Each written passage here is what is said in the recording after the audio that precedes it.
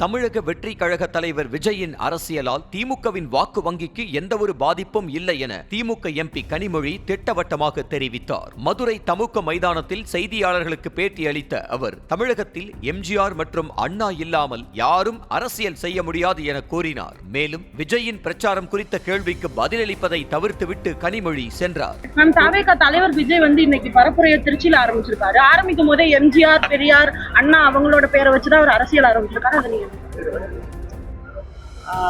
அண்ணாவையும் பெரியாரையும் சொல்லாமல் தமிழ்நாட்டில் யாரும் அரசியல் செய்ய முடியாது என்பதை சொல்வதற்கு மறுபடியும் அவர்கள் தெரிவித்திருக்கிறார்கள்.